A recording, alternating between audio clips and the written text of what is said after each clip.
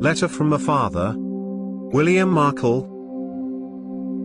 This is a simplified and direct interpretation of the understanding I have of reality, and it is written as a letter in order to emphasize the qualities which are most important in life and most easily lost in formal literature. My dear child, in the beginning, before time was, your mother and I had a longing in our heart to share our values and the substance of our being with others who could rejoice and be glad about them as we are glad about them. So we considered how we could do this. We realized that to make living beings directly and ready formed was one way, and to make the seeds of this, and plant them in a situation which would cause them to grow in their own way as a gradual process, was another.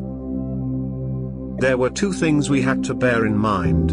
We had to decide how important to us it was that these children were real and not remotely controlled puppets.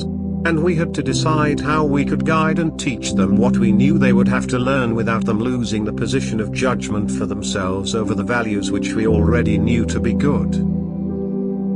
We had to think of a system in which we could sow these potentialities of our own being as individual units so that they would grow and realize their potentialities as actual abilities.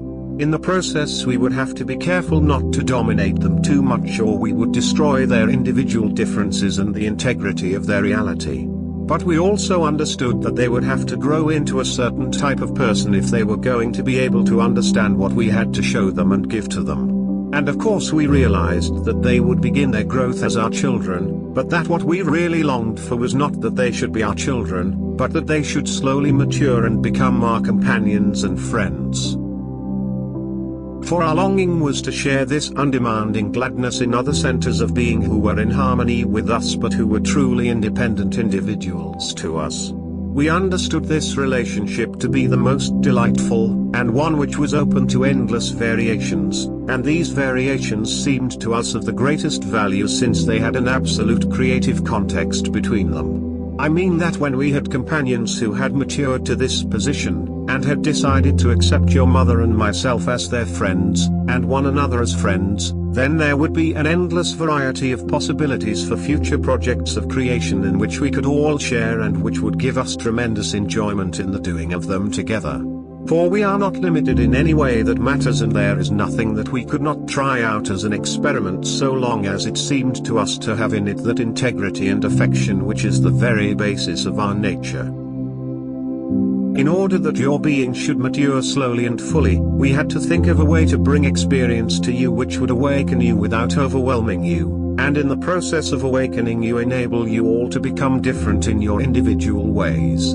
As you already know, the quality of wholehearted affection and the quality of integrity or stability were two of the qualities most important to understand. Knowledge, both factual and of qualities, was also a part of this.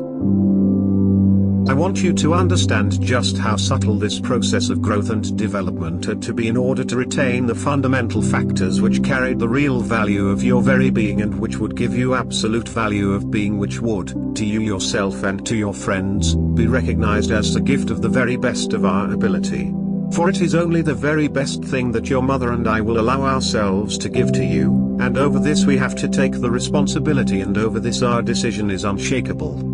So we had to design a school with classrooms and playgrounds, and invent a curriculum which would not only cover all the qualities we wished to talk to you about, but also would allow you plenty of time to assimilate these qualities, each in your own way.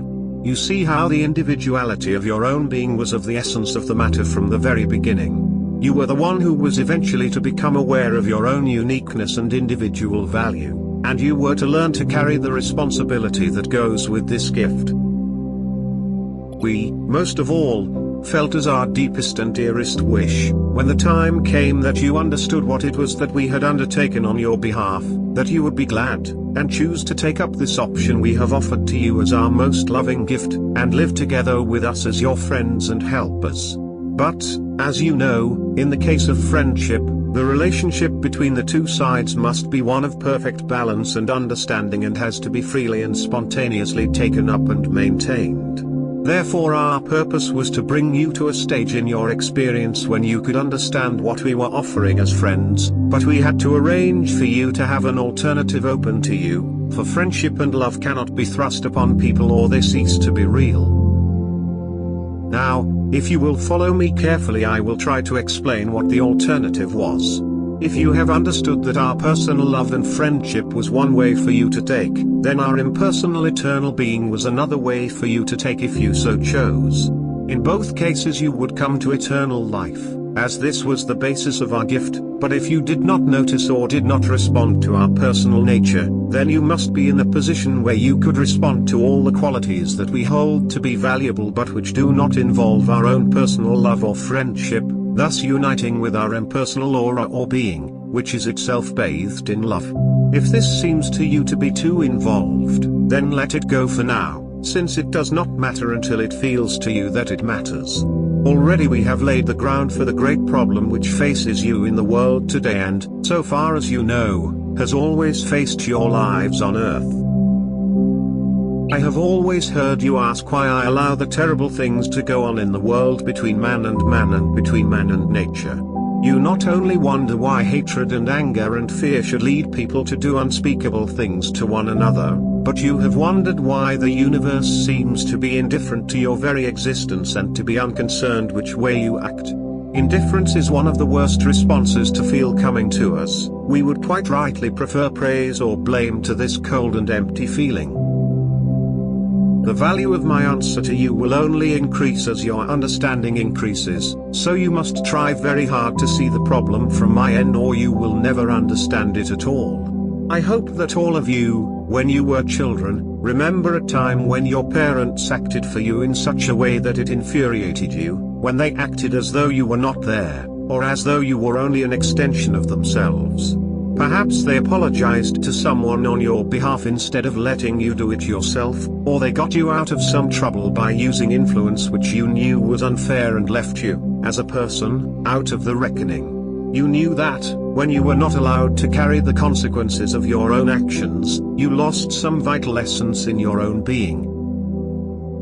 These consequences may be good or bad, but carry them you must, or you cease to get the feeling that you matter, or really exist at all. And this is the truth of it, and you were quite right to consider it to be a devaluation of your nature. Now, I have to see to it that this does not occur at the level of your true being, your soul, as you feel you must not let it happen at the level of your personality or outer self.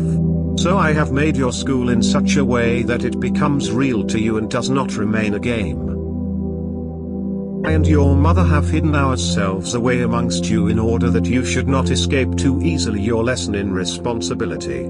This lesson in responsibility must not be in half measures, for it is just as important to your understanding of our highest qualities as the lessons in sympathy, affection and beauty. Responsibility and integrity are your strength to appreciate the significance of loving kindness and beauty. For kindness and beauty are nothing if they are not wedded to strength, and strength is nothing if it is not wedded to kindness and beauty. Such is the beginning of my answer. However, another big hurdle will be facing you, and that is how you are going to find enough time to do what you now know you have to do.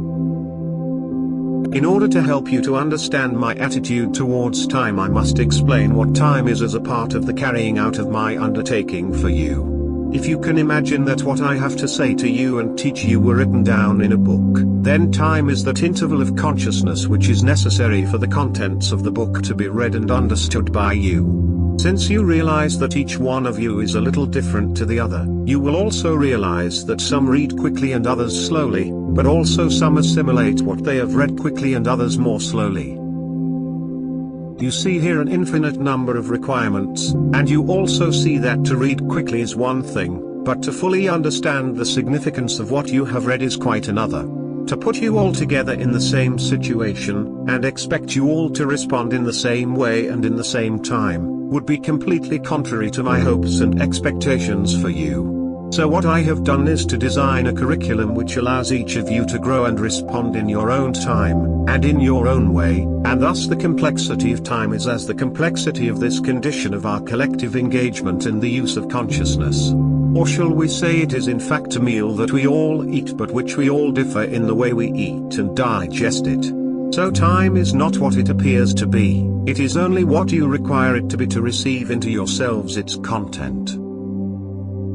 Now you ask me how you can do this in one lifetime, and you also show me the unfair positions that some of you start from, and you doubt if I can possibly say anything that can help you on this score. Well, I can help you, but only if you will pay very close attention to me, and do not let the essence of what I am saying pass you by. You must realize that you see my creation from one end of it only. You discover yourselves to be born of a mother into the physical body of a baby, and you grow in body and understanding from the position of that young child, but you know nothing about the work that went into my creation before this birth of yours occurred. While understandably you take the world and the universe for granted, the familiarity of your surroundings causes you to forget that they are neither fully perceived nor fully understood by you. You become involved in trying to survive as a personality, and you forget that the stage on which you are acting is not only made by me but also has to be continually maintained by me and my helpers. This stage on which you act is a schoolroom in my university, and as you would not expect one of your children to learn all that the university had to teach in one day of attending class, so I also never expected you to spend but one day in the classroom. From where I now speak to you, one lifetime on earth is but one day in your classroom in my university, and, when the evening comes, I look for you to come home, where you will be nearer to me and where I can give you rest and refreshment to make you ready for the next day at school. Now you understand how I see you and how I created you. You realize that I am asking you to think of yourselves as essentially fragments of my own being. But the nature of your being is given to you as a growing potentiality, and not as a ready-formed thing, so that you can weave and wander a pattern of your very own through the classrooms of the universe, and in doing so weave a pattern of your very own into the being which I have given to you as your own. Thus is your value to yourself and to all other selves built up. But, while you weave an individual pattern into your own essential nature, there is much that we will find that we have in common with one another. For my responsibility was that you should grow into the sort of person who could appreciate the very things that I hold most dear, and wish most deeply to give to you, so I could not let you grow into just any sort of person. I could not allow you to develop your nature in such a way that you would become alien to the basic qualities that I know to be good. I could not give you total freedom, and you would not thank me if I had, for you are beginning to realize that such a freedom is not freedom at all but is license, and can lead to degeneration and self-destruction. For you can destroy yourselves if you persist too long in attitudes that neither your being nor your outer nature were designed to withstand. Our likeness to one another comes from the fact that, although we are all weaving different patterns into our nature, the warp and woof of that nature is already given, and the wools and cottons you weave your designs with are provided by me, and are of my nature. So, whether we arrive at a personal or impersonal relationship eventually, we will always be able to rest in this perfect harmony which is already present in our separate individual beings. If you do not accept that you are a piece of my living being, temporarily inhabiting a physical body, then I will not be able to take you much further in understanding your position in the universe. But if you begin to perceive that you are essentially an inhabitor of a body, as a diver inhabits a diving suit, then you and I will be able to make headway together, and I will be able to draw you closer into the beauty and aptness of the scheme I have chosen for you. For you will also accept that, when the diving suit is worn out, you leave it behind, together with the element it has been operating in, and you will return to the surface of the ocean where the air exists that has been pumped to you down the lifelines of your diving suit. This is a cumbersome and heavy thing, but necessary if you are to start by exploring the lowest levels of creation before climbing to the mountain tops. The diving suit is helping you in ways that I have not yet explained. It is restricting your activity and behavior while you are still learning to do it for yourself and by yourself. This heavy restriction and resistance of the diving suit, and the weight of the water of the oceans, is slowing you down so that you can witness and observe in slow motion the meaning and value of what you are doing. If you were suddenly to be transported to a free and more responsive condition, you would be unable to maintain your balance or self-control. You would miss the slow but most important introduction to all your classes in my school, and you would not be able to follow through the meaning and significance of the lessons that are being taught in higher classes. for you are learning the lessons of integrity, affection, kindness, beauty and honesty. You are learning to differentiate between the outer nature, that you experience the world with, and the inner nature that considers what it has experienced and which make a structure of values out of this experience, and you are then learning to try and live by the best of the values that you have discovered against the resistance of their opposites. Thus you are becoming strong, but strong in what you deem to be good. When you have become strong enough in this way, then the heavy opposition you feel will no longer be necessary for you, and you will be able to move on to less restrictive and less basic lessons. This separating out of the inner attitude of your being from the outer attitudes of your personality can be quite dramatic, and is spoken of in your religious language as being saved or seeing the light or finding oneself a Euro trademark. When we behave badly, we say we forget ourselves, and this is a good analogy of the deeper condition that exists all the time. When the inner nature is perceived and believed in, it immediately brings us close to the essential nature of my being, where we find all those pleasing things that have the most fulfilling effect upon our nature, and help us to feel that we are being more fully ourselves. I know you think you are searching for happiness. But really you will find that this is not so. What you search for is fulfillment, or the exercise of your whole being nature. This produces the condition of happiness, but you will then be too busy to notice. If you try to capture happiness for its own sake, you will find it elusive, for it only exists as a byproduct of your success in living most fully and truly the values and responsibilities of your own individual nature. If you identify yourself with your outer personality only, then the fulfillment of these outer needs and ambitions will not satisfy you. But if you link the outer with the inner, so that you work hard in the world to fulfill in the best way you can the ideals of your inner nature, then you will not only make great progress in understanding, but you will also know that you are doing so. This certainty is most helpful in building up your confidence in the delicate and more ethereal side of life, which you find is hard to hold your faith in. This faith in what you know to be good, in the face of harsh opposition, is the only way I can strengthen the roots and foundations of your being, and it is only upon this strengthening that you and I can build together something that will last, and which will be your own unique self. But do not think that I am asking you to feel that the physical world experience is in any way unfortunate or lacking in importance towards the total aim of my endeavor. If you will bear with me further, I will try to explain to you why the contrary is the truth of the situation.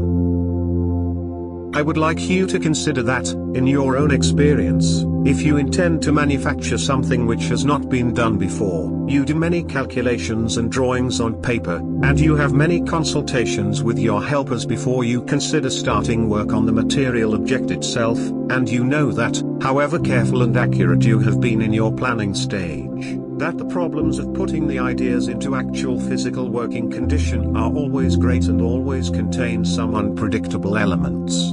You know well that to carry an idea about in your head is one thing, but to make that idea an actual physical reality requires the effort and focus of your whole attention, craftsmanship and art. How many of you can picture a beautiful work of art in your imagination, often in great detail, but you do not begin to put it into painting or musical form because you know you lack the ability, and you feel that you would destroy the very beauty of the thing if you tried, and that would be hurtful to you. You know that you can live and be creative in your imagination, but that you only really get to grips with such a creation when you try to put it into its most objective and concrete condition, namely in that slow, resistant and demanding world outside you, the physical world. Now the same situation applies to your mother and me and our sincere and affectionate undertakings on your behalf. We have planned and calculated in the freedom and responsive condition of our imagination, and then we have gradually and carefully transferred the results of our least restricted imaginative consciousness down through more and more solid and resistant forms, and conditions of manifestation or manufacture, until we reached your physical condition, which was the most demanding and most difficult that we could achieve.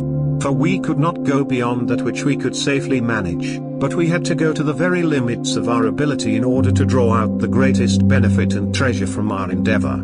Your individual reality is the benefit, and your eventual gladness in it is our treasure, so you see that the very difficulty and opposition of the physical universe that you are in is also the very measure of your value to us.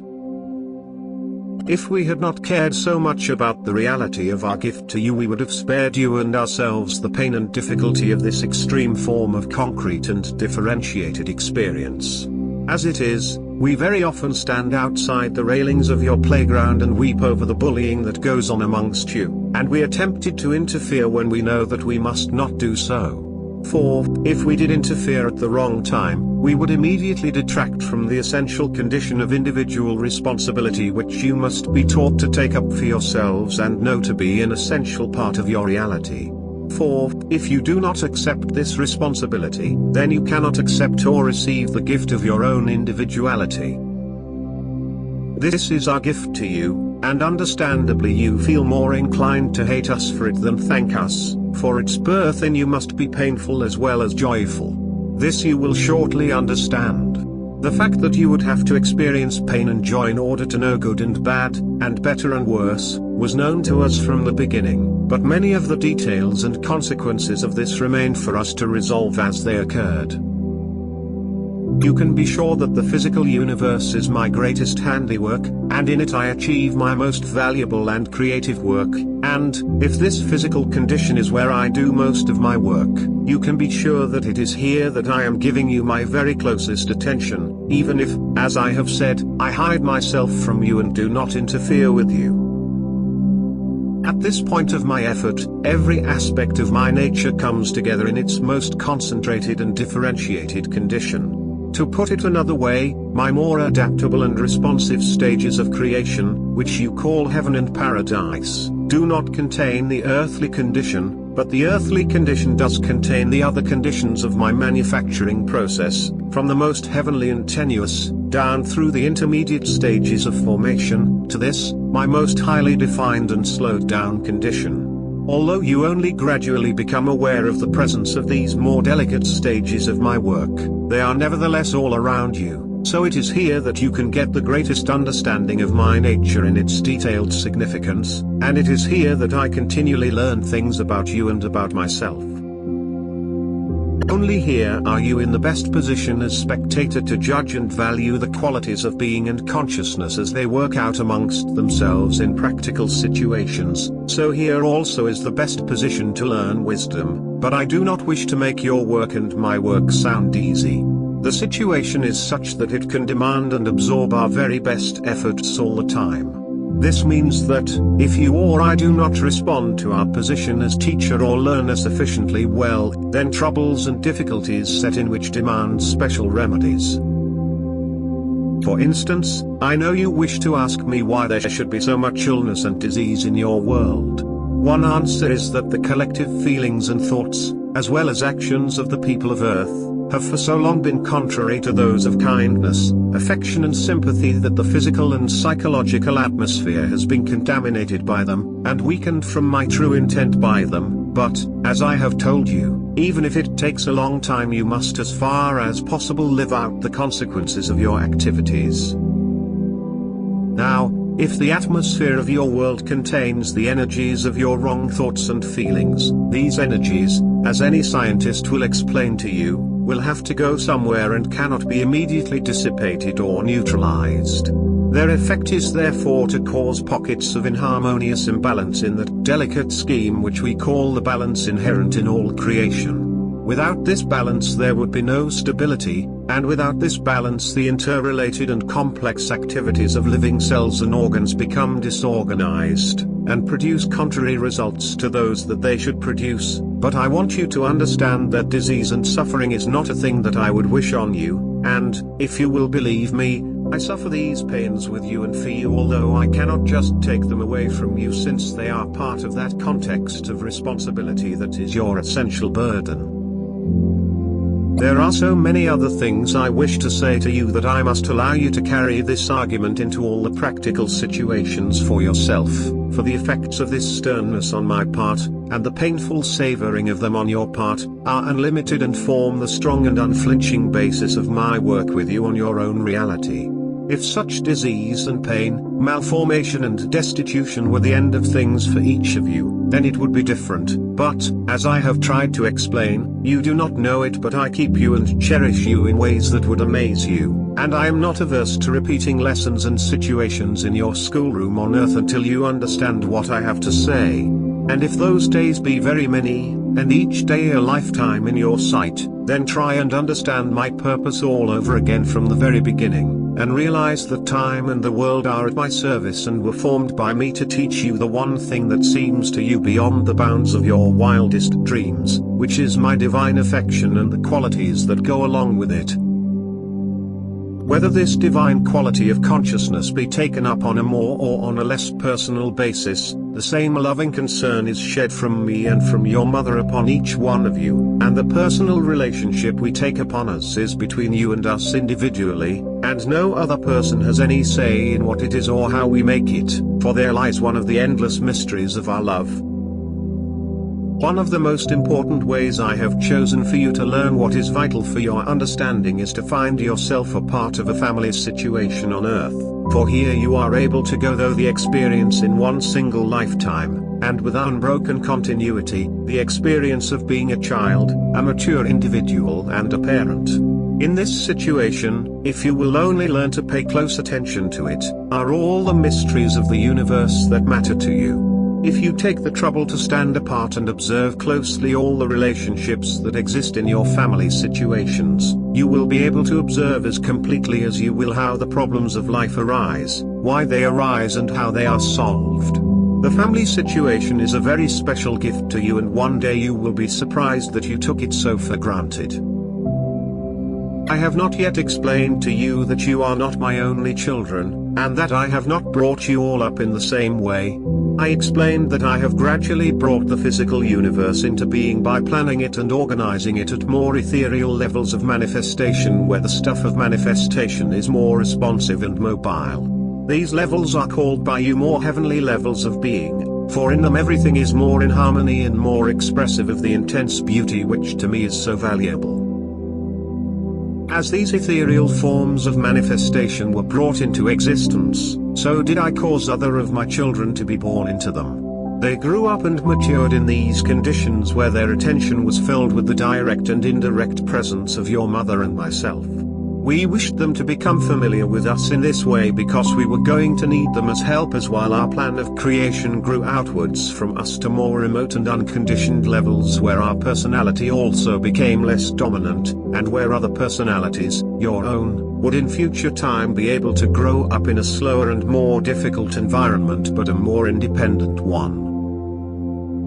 You understand that, at this very point in my description, you are face to face with one of the great secrets of my work, which, until now, has been kept hidden from you, for the children of heaven have never had that independence that you have had. They have been through happier times, but they have had greater need of me and my strength, for they were not weaned at the beginning on the strength and independence which you have been weaned on.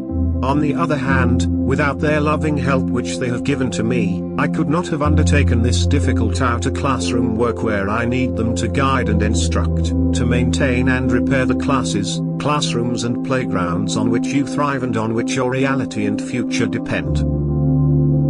Slowly you will come to understand that the standing alone and apart in my universe, without being able to detect me directly, is a gift to your development which my other children have not had. This gift is a painful gift for much of the time, but the depth of the understanding it produces is far greater than the understanding produced in the happy states of heaven where the qualities of my being are dominant. For joy and delight fill the days of these heavenly children, but such lessons are one-sided and do not teach them the intrinsic values of such delights because they are not valued against the experience of their opposites. You, on the other hand, value all these opposites from the very beginning, and in so doing gain an insight which is beyond my ability to explain to you at this stage, but I can say that your more detached and objective judgments will one day put you in a position where the added depth of your understanding will show you the merit of my endeavor.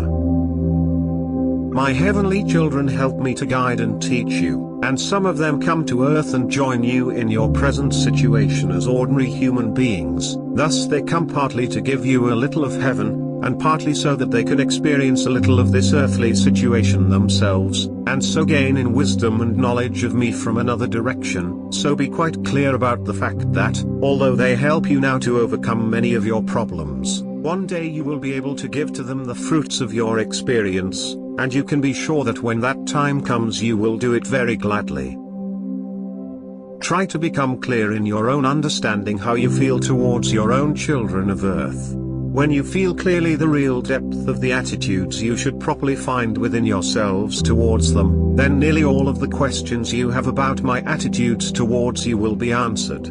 For, if you have not yet learned to love your own children properly, then you are not yet ready to learn how I feel towards you. If you are not aware that your responsibilities towards your loved ones are an exact analogy of my responsibilities towards you, then you have not begun to understand why I have put you on earth. I know, and you know, that the world has produced some strange and unpleasant ways of picturing me and doing me service. There are religions in the world of all sorts, and the confusion in your minds about your own reality, the reality of the universe and about the nature of my being is a terrible tangle of fear, doubt and human shortcomings.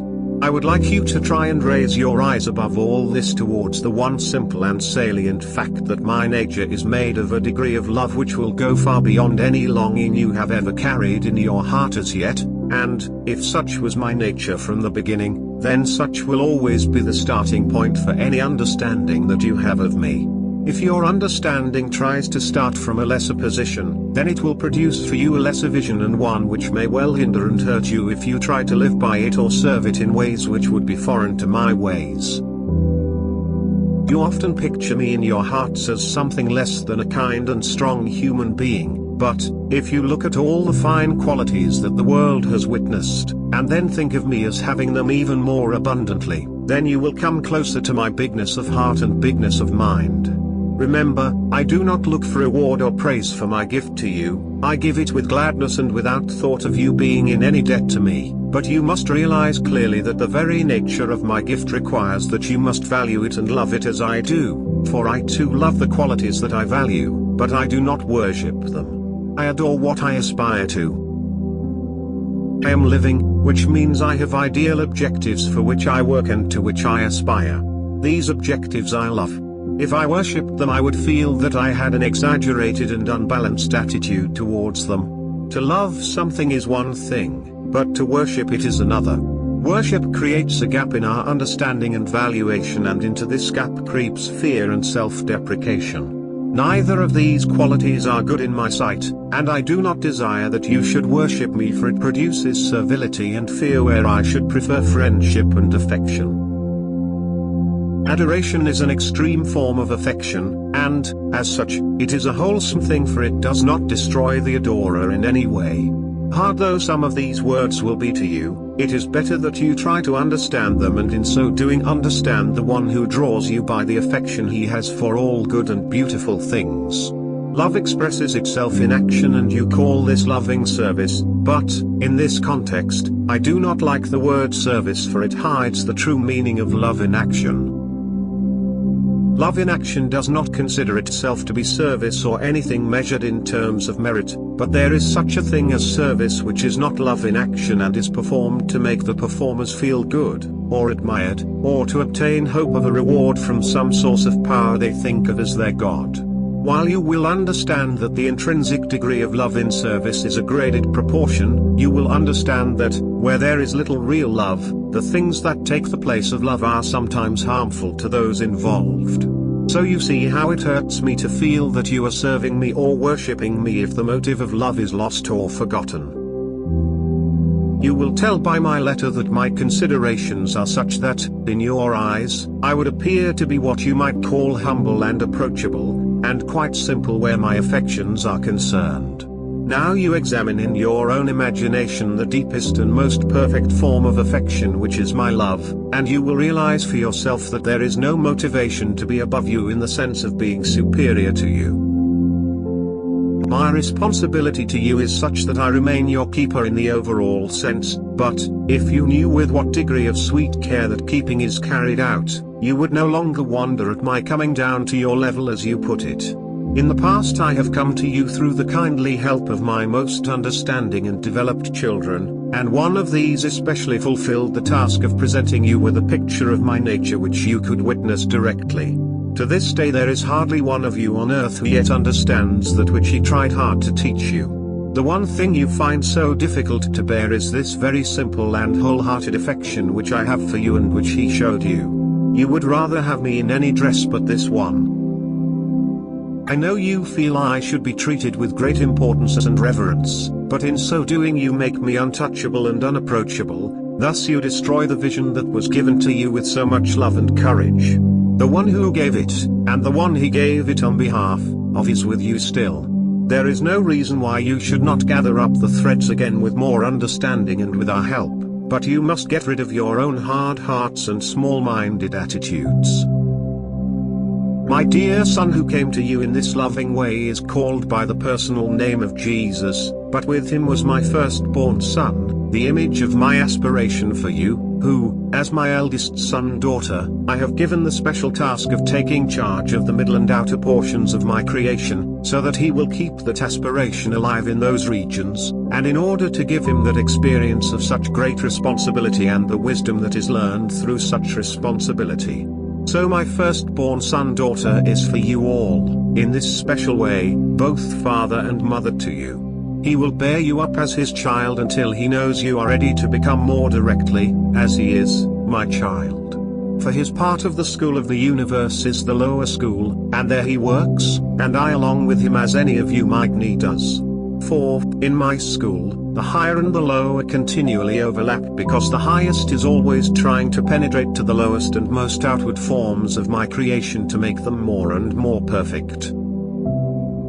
I am afraid that to those of my children who still think that the universe is some accident, and that they are in the position of being some strange growth out of this accident, my words will sound foolish, and they will be repelled by them, but they are in my school nevertheless, and, as they study the world itself more closely, so will this vision of the truth become clearer to them. Soon now, I hope that this, my beloved eldest son-daughter, who was created and nurtured of me to be a special expression of my highest aspirations for my great family, will come among you to give you greater help and guidance. If and when he does so, I would like to find some of you prepared for what he will wish to say to you. You must take well to heart all those deeper and simpler considerations that bear upon the matter of my everlasting and undemanding love and affection for each individual one of my children. It will not be for him to describe the especial value of his nature. He will not wish to have to claim his authority and more developed vision in the face of hostility from you. You must realize that it will be for you to recognize him and welcome him with this sweet and gentle gladness that I have tried to prepare for you. You must try to open your hearts and minds to the great timeless sweep of the picture of my purpose that I have begun to put before you. If you would prepare yourselves, then pay attention to the basis of the affections you can find within yourself.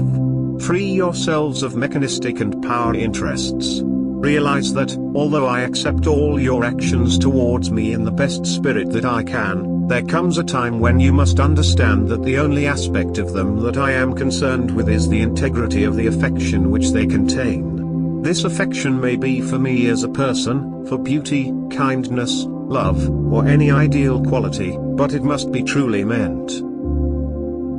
Repetitive exercises which treat me as though I were some huge and insensitive robot, to be humored and tricked into supplying what you need, are far from complimentary, and what is worse is that they prevent the proper growth of your own vision of yourself and the worth of the gift I long to give you.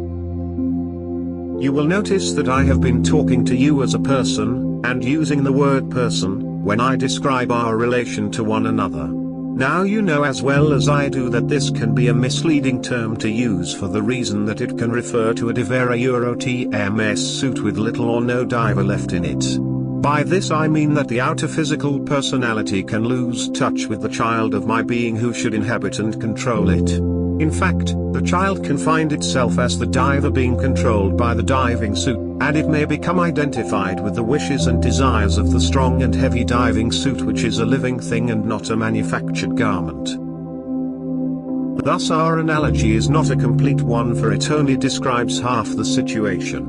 When you use a man-made diving suit, it is an inert thing that you have to contend with, but when you inhabit a physical body it is a heavy and cumbersome garment, yet far from inert. As a living thing in its own right, your physical body can use and dominate your real identity for the sake of satisfying its own needs and pleasures, and to reduce its fears and anxieties.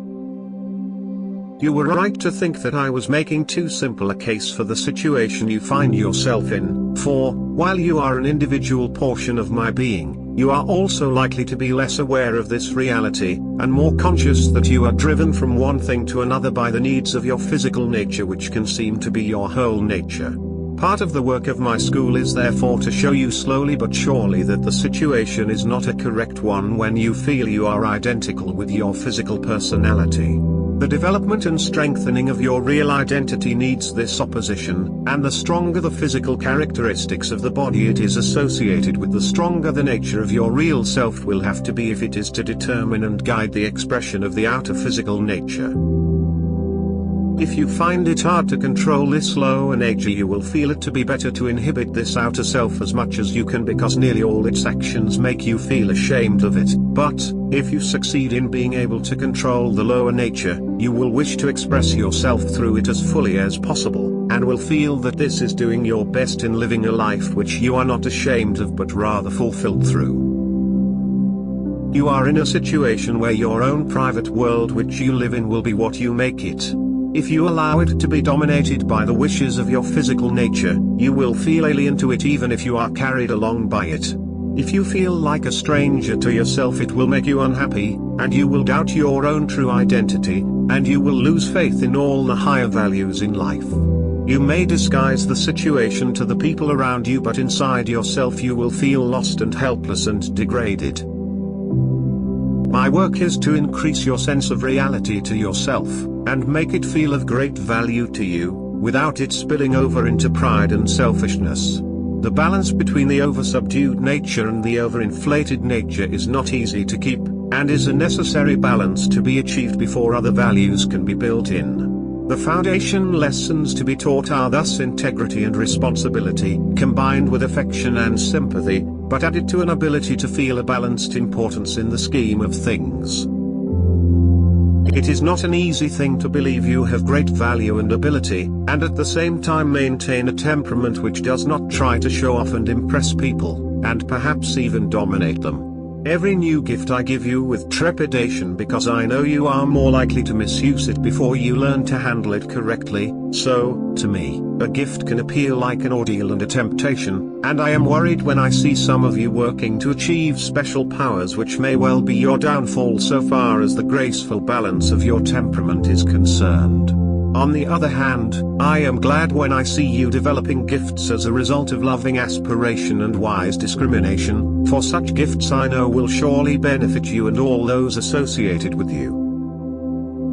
I am aware of the great problem and pain that confronts those of you who are trying to live a life which is aimed at expressing those qualities that would please me. I know that the piercing point of such pain is just this very matter that concerns your own intrinsic and individual value and responsibility. It is here that faith is not enough to uphold you in the face of your own self-criticism and feelings of inadequacy. You can visualize the task to equate the condition of your own nature, and the world around you, with the qualities you sense in my seemingly perfect nature, but when you fall or stumble you easily become submerged in hopelessness, and an inner sense of guilt and self-loathing creeps up inside you, and you are then as a person divided against himself. For one part of you has its face turned towards my son, and the other part observes your inability and unworthiness to act with love or beauty or grace. Such is the battlefield, and if you attempt not only to love me but also to understand me, this can make matters worse when life conditions are set against you, for then you wonder if such knowledge is not itself a form of arrogance for which you should rightly be punished and feel remorse. My answer can only be of comfort, it cannot be comfortable. My dear child, I have placed you in a hard school, for I am endeavoring to give you an outright gift of your own being, and the intelligent and loving understanding to go with it. If I give you the power of intelligence, without the love and wisdom to go with it, the result you know can be horrible, and can only bring misery upon you. So it is my duty to allow you to experience all the forms of pain in order to save you from the extreme mistakes which would lead to the breakdown of your nature and exclude you from that eternal reality to which I would lead you. So, while I have tried to make light of your shortcomings in my sight, and while I have tried to make you feel why I forgive you all your mistakes, and why you should forgive yourself your mistakes, there must be a recognition in you of the factors involved, and that is why, at this time, that I am trying to show you more of myself and more of what it is that I am educating you towards.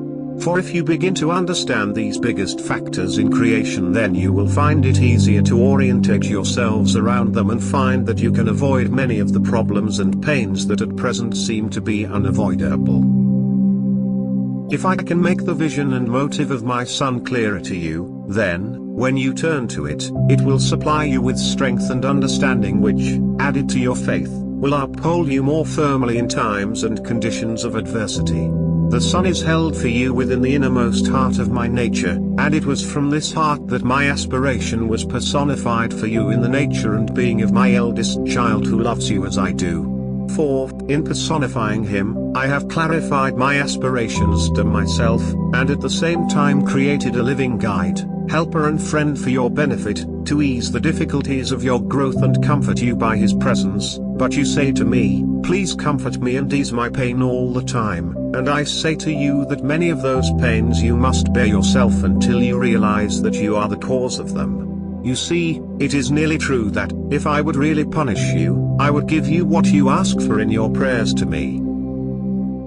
I am sorry to have to place this predicament so squarely before you. However, you can take comfort from the fact that I would not be writing to you in this way if I did not consider that a great many of you were ready to move on with me to this higher and more complete form of understanding. The uncompromising nature of my position towards you would be a terrible thing if I were not able to make you understand the affectionate regard for your own being which I hold as my most sacred trust. I bind up your wounds with tears in my eyes, and these tears are neither of joy nor sorrow but of some unfathomable mixture which stems from my innermost love to give, and to share, and to participate in experience with friends. Slowly and gently, I must allow my gift to dawn upon you, for too much at once would shock and frighten you. You need time to constantly adjust towards it if you are to retain your identity in the process.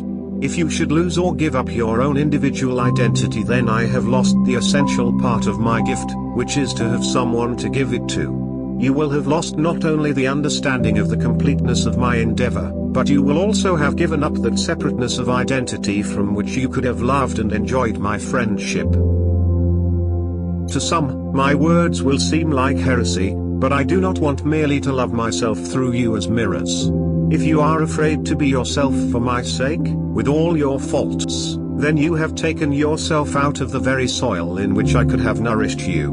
Remember that it is the identity of your own children that you love, and, when you bid them to be unselfish, you do not intend them to either give up or devalue their identity. You do not wish to have perfect children any more than I do. We both want to have real children, so if I give you the gift of being a real individual, it would be an unworthy thing if I were to take it back from you again. On the other hand, like all gifts, I cannot force you to take it. So there are some of my problems. I can hold out my loving aspiration for you, but I cannot force the matter to a conclusion, for that would be to destroy the nature of the gift. What I can do is to continually meet you halfway, and draw you carefully into a fuller understanding of my purpose, and, in so doing, put you closer to a position where you can say to me, yes, I understand what it is that you are trying to give me, and why it is such a difficult thing to do, and I am amazed and overwhelmed at the degree of care you have for me, and the gift you would enable me to take up. But we have a long way to go, for some of you consider that the universe is but a mirror for me to view and adore myself in. If that were the case, can there be any merit in such an objective? A human being who did such a thing would be considered to be vain and foolish. How much more should I deserve these terms? Some say that I am like a man who wakes up in bed, goes over to a mirror, stares at his beauty for a time, and then gets back into bed and goes to sleep, to wake again another day in order to repeat the same action. That action is not worthy of any of us. It is true to say that I love those qualities that I hold most dear in my nature, knowledge and experience, but is it more likely that I should play a game with myself in manifesting myself as many people if I could bring to birth real individuals to share my treasures with? Those who think so do not believe that I am the worthy one they say I am. They secretly believe I am a pretender and a taker-back of gifts and insincere in my play, so I am sad when such half-love is imputed to me. I am sad when my gift is feared and thrown back in my face, but, while my gift demands much of me, I know it also demands much of you. Because I know what I have put into you, I know that I am not expecting too much of you. However, I realize that I may reach a point in our development and relationship with one another where you are not able to take up more than a part of my gift, so I have allowed for you to come back into my house and be with me until I can arrange some other classrooms in some other playground where I can again send you to school and show the subtlety of the situation to you in some way that will enable you to be glad of it with your whole heart. Such time as this would seem a long time to you, but remember that time to me is a very different thing. To me it is the correct intensity of expression of the things that I wish to talk to you about and to show you. It is exactly a measure of the proper growing pressure that I consider appropriate in any situation to make the best use of that situation. Too much intensity and hurry would burn your nature, and too little would leave you fast asleep and untouched. Another question you would like to ask me is why I should need so many children around about me in this scheme of mine. Why would not 20 or 50 be enough? To begin with, you do not yet know the depth of my nature. You do not yet know just how much I have to give. If what I had to give were just a simple thing, it would not require an elaborate situation to give it in. But what I have to give is most elaborate, and so, to create the necessary width of understanding, I need to find expression for all my qualities, and lay them all out for you to see. As many of these qualities have to be lived, so I need many different children to live amongst one another.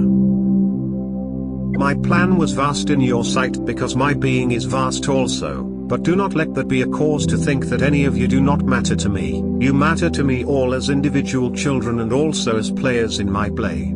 If you do not play your part, who is to do it for you? No one can, and it thus leaves a gap in my book. As my book is a long one, it needs many words, and you are both my children and my words to one another. You are all players in my orchestra, and I cannot make the sounds I had hoped for if any of you are unable to play the individual parts that make up the whole piece of music. My orchestra is not like yours. In my orchestra no two parts are the same, but they are all needed to make up the true beauty of the sound I have visioned. When you take notice of the complexity of the atomic and subatomic world I have made, you will more easily appreciate that the content of my book may well need you all to say fully and completely my message, while at the same time be able to contain you with the same measure of my attention between its covers. I need a large family because I need to express a large number of characters, so do not think only of rushing to my heaven, for it is not necessarily in heaven that you will be able to learn the part you have to play. Remember that where character is concerned, it is the hardest experiences that stamp the deepest patterns, and, when you think of my music, try to remember that it is a continuous creation and not a single piece that is to be repeated. I have no desire to repeat my music, rather do I spin it newly all the while, so what you add to it now, and at any other time, is continually affecting the performance. You and I are making this music now, and each of your sounds is valuable to the effect, and I am the one who all the time gathers them in and weaves them together into a whole of constantly changing music. Thus I even make use of the discordant sounds, since they all express in some way the reality of the complete situation. Not that I would have you think that I sit back and coldly conduct this music, or feel any pleasure from discordant notes. I am doing many things at the same time in ways that you would not yet understand, and each discordant note pulls at my heart and my sympathy. My music is not made to entertain, it is the expression of our endeavor, and effort, and suffering, woven together with the beauty of the beginning and the end. It is the sound of the whole book as it is being read by you all. It is this very music that I use to order and adapt my school to the needs that I sense in it. It reports to my sensitive ear the exact condition of my whole work, and my nature responds to its beauty and its needs. So you begin to realize that I am both he who stands apart from my whole work to view it objectively, and also he who can be within you, or at your very elbow as another physical person. There is no position that I cannot take up in my work if it so pleases me. Those of my children who were born into heaven, and who later came to work with me in this outermost earthly condition, in order to bring you, their other brothers and sisters, to life, have acquired much of the experience of this testing condition, which they have added to their experience of heaven, and the blending of the two has given them much wisdom and understanding. These are therefore working among you already as my mature friends and companions, although they may well not care to make their activities known in any obvious way. These are neither angels nor men of earth, but they are the staff of my educational faculty. You yourselves will have to decide if anyone you meet as a teacher is teaching my book properly or not. You will have to find one who teaches in a way that suits your particular temperament, but they are all helping to lead you from class to class of understanding and experience, even if, at times, they cause you to feel they must be at cross purposes. But to those who teach my heart of hearts, the misunderstandings can be seen as a necessary preparation in the need to use your discerning powers and widen the basis of your valuations. I would like you now to be able to view the world in the perspective that I have given you, so that you can feel that no great calamity has occurred, and that I have not made some serious error. I would like you to be able to understand that what you refer to as the fall was indeed a falling away from the conditions of heaven, but not a falling away by accident. You will now be able to realize that heaven is still about you, but that you have arrived in a condition of greater differentiation and testing than heaven could ever have. This very differentiation and opposition is absolutely necessary to the longing I have for you to develop strong and different characters within the context of loving kindness. So it was necessary that you should know hate and cruelty if you were ever to know the real meaning of love and kindness, and the significance of your own ability to view all things objectively as I can. So I had to stand by, and let you make mistakes, and let you think you knew best about everything, just as you do with your own children. Life was not meant to be comfortable for those to whom one would give my gift of individuality. How could it be? You now understand that I could have taken many other easier ways out in your education, but I chose the hardest one for your sake because it was the only thorough one. I know that when you understand all this, you will forgive me for being so stern towards you when I could have relented, and you will understand that this very unrelenting attitude was founded on the absolute rock of my integrity, which is as valuable as my affections both to myself and to you. What would my loving affection have been worth if it were lacking in this unmovable strength and integrity? It would one day appear as a terrible disappointment, and all the more terrible because of its seeming beauty, which was unfounded. Your loving Father.